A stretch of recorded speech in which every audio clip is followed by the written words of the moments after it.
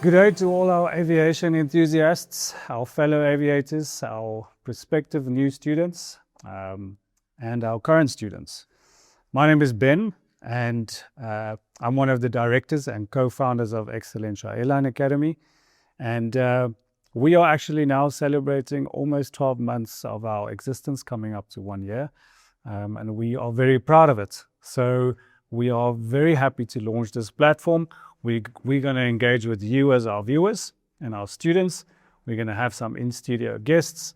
And we're going to hopefully every month release some of this so that we can inform you better about what's happening in the aviation industry.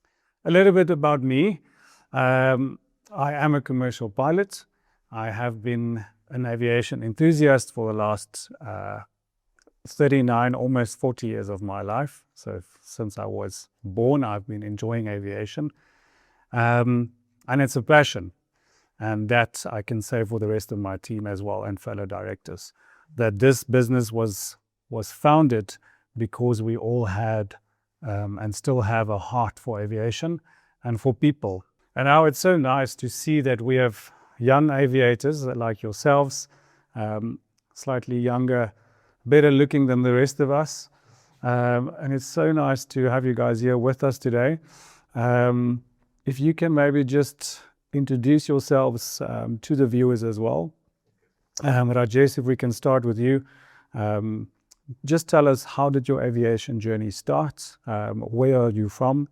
And where are you currently in your training? And what are you busy with? My name is Rajesh Pagare. I'm from India. I started with Skyhawk, which is now under Flight Excellentia.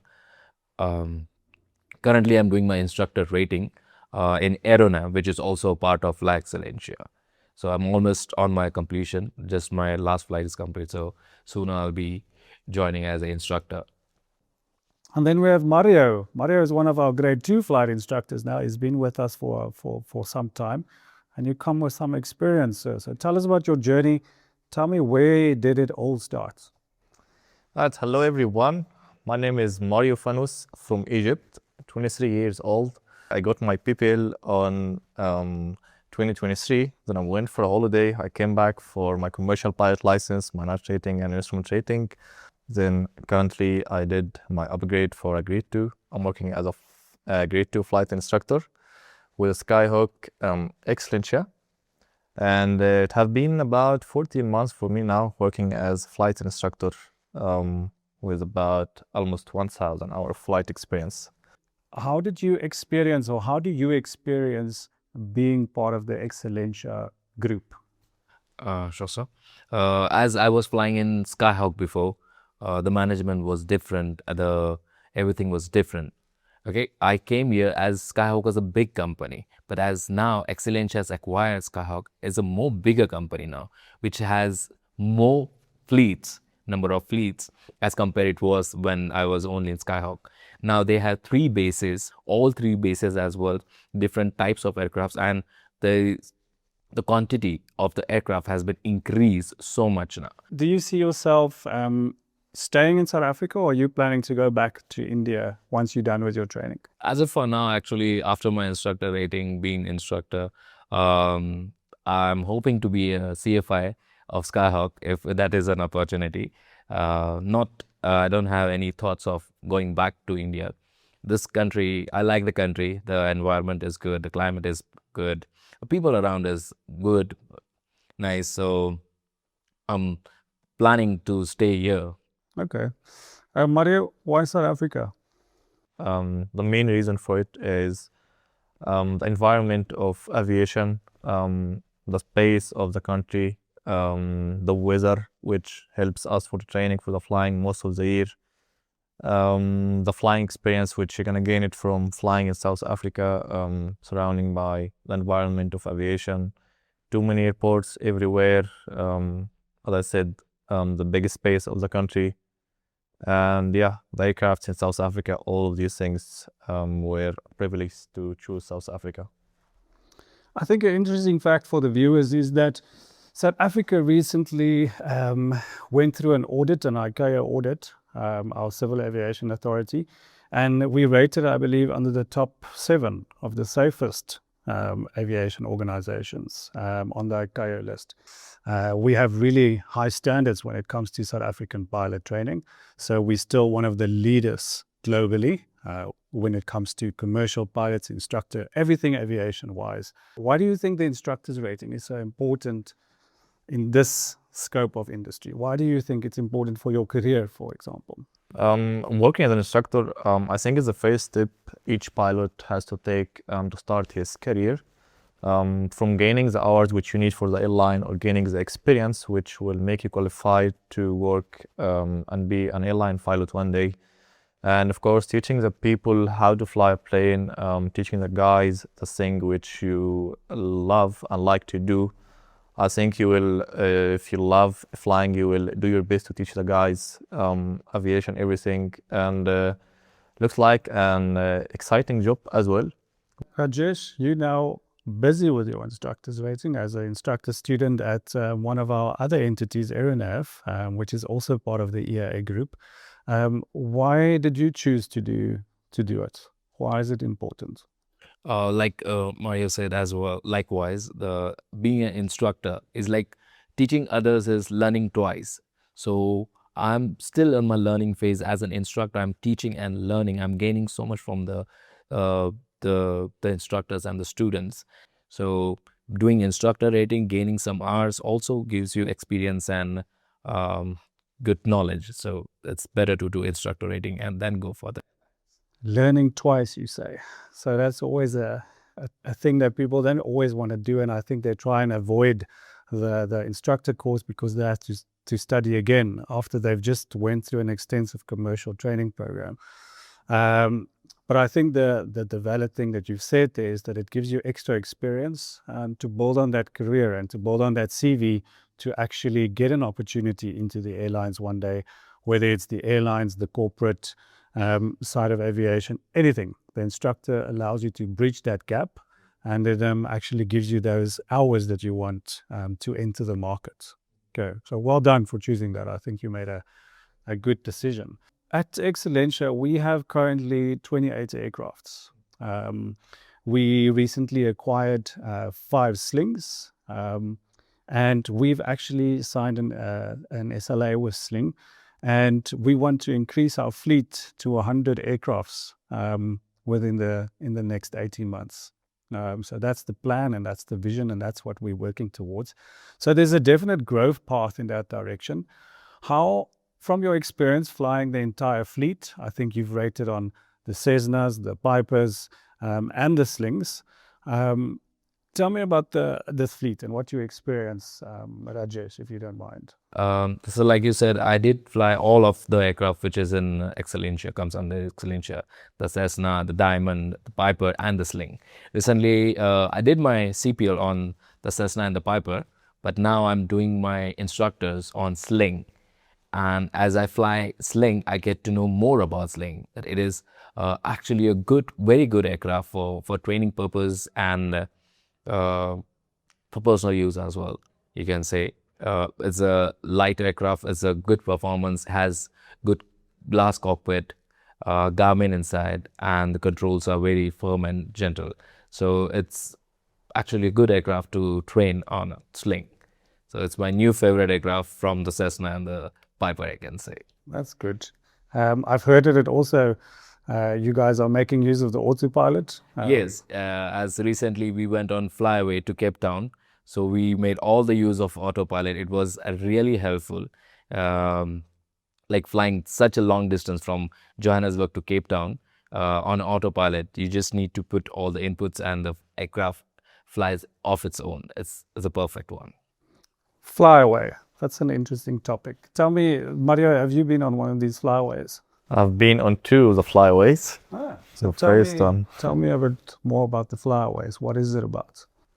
Flyaway, it's something which unforgettable and something really exciting and interesting. It's a kind of a long trip which school organized it with about 4 or 5 aircraft, depending on how many aircrafts and how many students are willing to go. And the planning always to go around South Africa, from different airports, different cities, discovering all the new places there.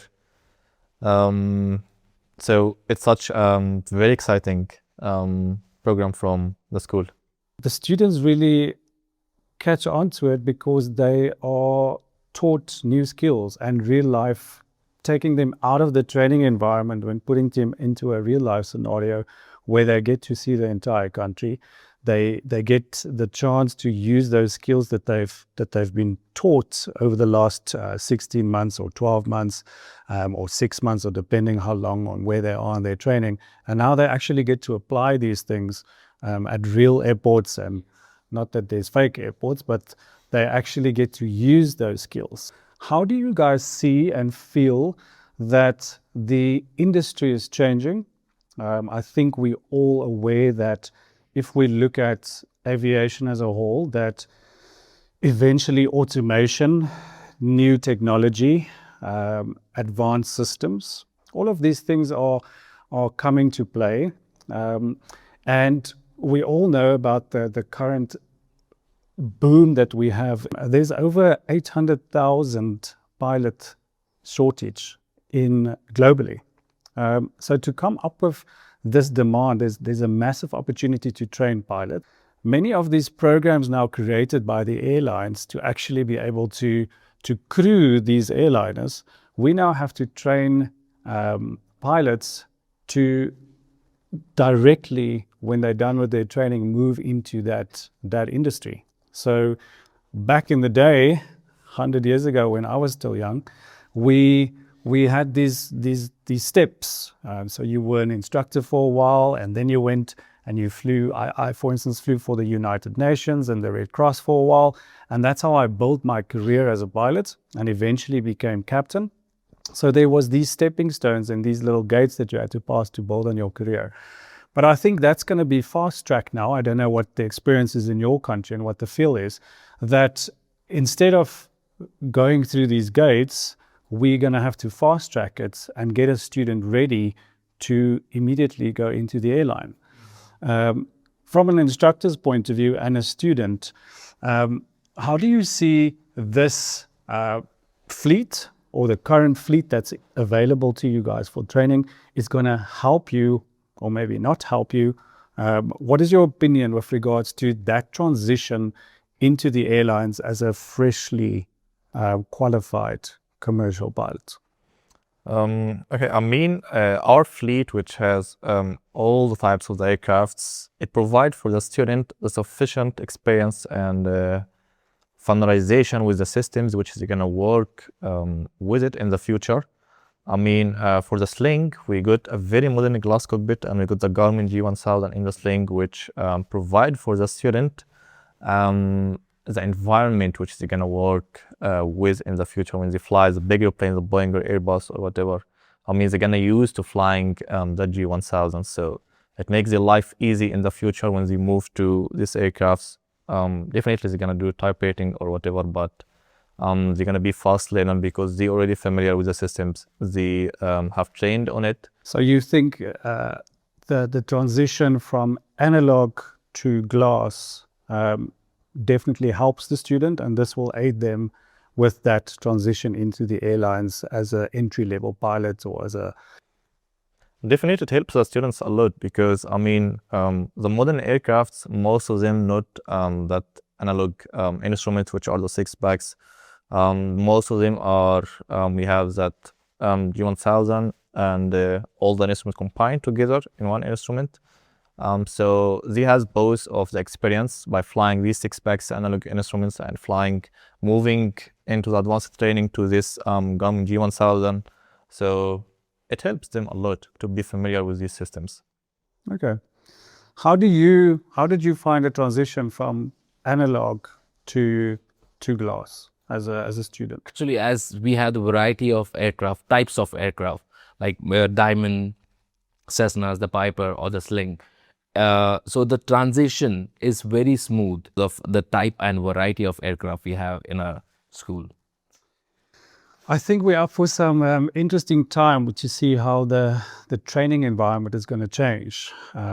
to adapt to the environment of being more modern, being more advanced. I still am a firm believer that the scanning of your eyes onto the analogs literally helps you. It awakens a new sense that you need to be taught as a pilot. And the analog versus the glass, I think that smooth transition is such a big benefit to you as a pilot to be able to do your training initially on both. Some question which most of the students and the guys of the Middle East ask, why Excellentia exactly are investing in the Sling?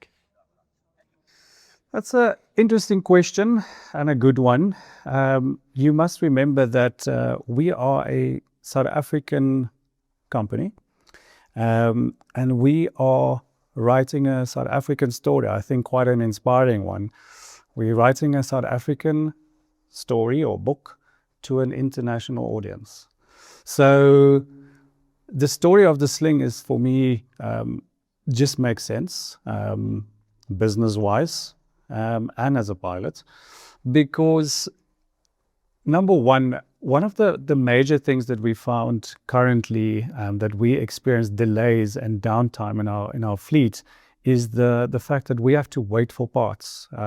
When there's something in the 172 or the Piper, those parts are extremely expensive.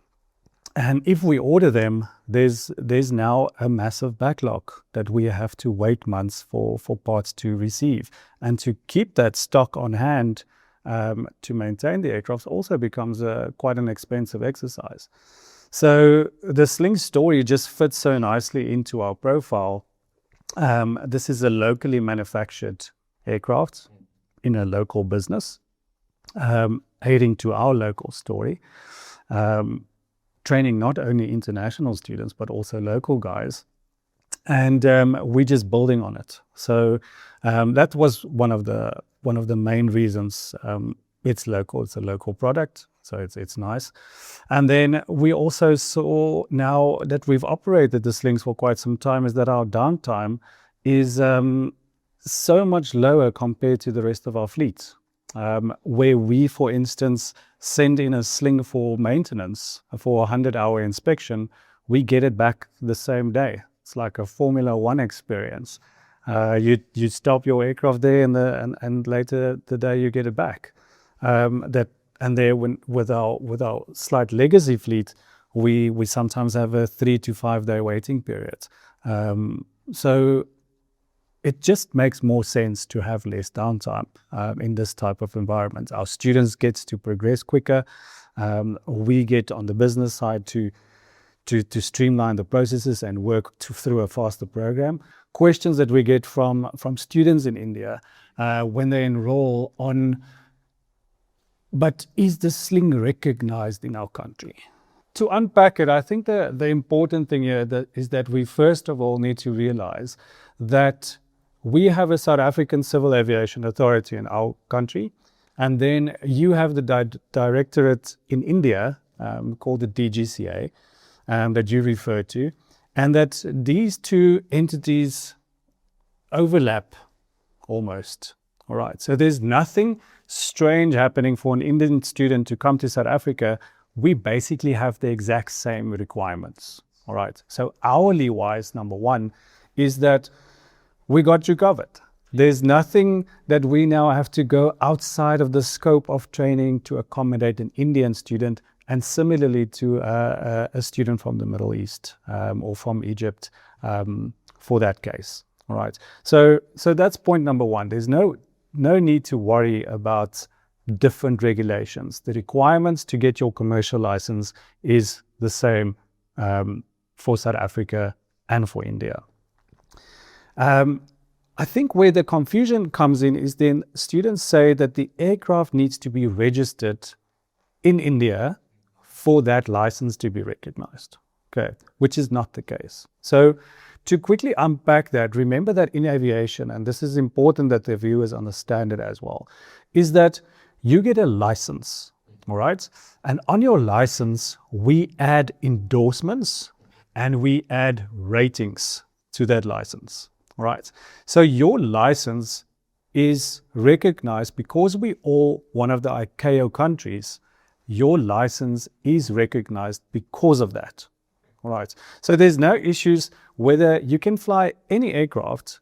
If you get a commercial license, that license is recognized by a contracting state on the ICAO list. Then we have the instrument endorsement. So remember, your instrument rating is an endorsement that's added to that license. Okay. So for the instrument rating, you have to do a minimum amount of hours, which we're not going to go into too much detail now, but everything is available to everybody on the DGCA website and also on the CAA, our South African Civil Aviation Authority website as well. For the instrument rating, you need to be recent when you go back to your country. So if you go back to India, everybody's aware that there's a recency requirement for you to be able to test and convert your South African license to an Indian license. All right. For you to be able to do that skill test in India, you now have to have and meet the recency requirements in India. Okay. What does recency mean? In an Indian language, it basically means that in the last 6 months, prior to that skill test, you have to have flown 15 hours on that aircraft that you wish to test on. Yes. Does that make sense so far? Okay. So we need that 15 hours you have to do in our country, in South Africa. And when you go back to India, for that license then to be tested and converted, you're going to do it on the same aircraft. All right. So that's where the 15 hours comes in. And you basically can do all your training on the Sling if you want to. All right. Because the license is valid.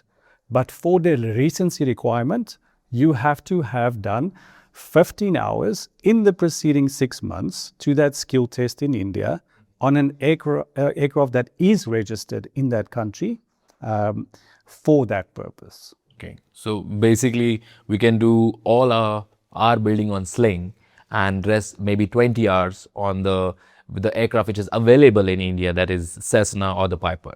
That's it. So, and I think that's the important thing, that we as a group, we at all the entities, that's just how we do the training in any way. So we basically build you up to the commercial license. So you start off with your PPL, you do your hour building in your night rating, and you pass your CPL exams in that time.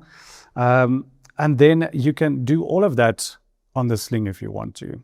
All right. But then as we move into the commercial training, the more advanced stuff, we like to, as an entity, then build you up by putting you on 172, maybe under the foggles. We'll take you into the simulator. We then take you into a more advanced single engine aircraft, which is slightly faster and now has a retractable undercarriage. And then eventually we'll put you onto a Seneca or the Diamond 42, which is also part of our fleet. So now we're giving you that exposure. We've built you up, and we then make sure that we meet with your testing requirements in India, which is the same as ours, basically. We just have to make sure that you do it during the day and the night, okay, because you have to be recent for both, and that you have to have done 15 hours on that aircraft before, as close as you can to when you go back, so that it's still valid and recent in that 6 months period. Is that, Mario, does it make sense to you? You're not from India, but... Definitely it makes sense.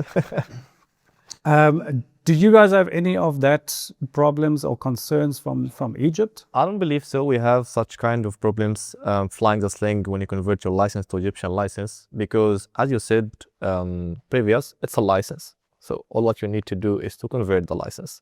Doesn't matter which aircraft you flew, you have the license. You can convert it. I know too many friends which did who did their studying in South Africa. They flew the Slings too many times. And even they did most of their time fly on the Sling, and they went safely to Egypt and Middle East. They converted the license without any problem, or they didn't find any issue with converting the license. So It doesn't matter which aircraft you flew, you have the license. Are you planning to go back? What is your future plans? My future plans is first to get my ATPL license, which is Airline Transport Pilot License. Then after that, I might think to go back, try to find an airline in Egypt and fly in Egypt. But my main focus now is to get my ATPL. Good. It's been a long journey, guys, and I'm very proud to have you as part of the team. It's good to have you here. It's nice to see different cultures come together, and just to grow and expand our Excellentia family. So thank you so much for your time today. Thank you for all your wonderful insights. And I really hope that we answered some of the questions that our viewers and our new students have. So thanks, guys, for the time, and we're looking forward to see you again on your phone or on your TV or on social media in the next session. Thank you so much. Thank you so much, sir. Thank you.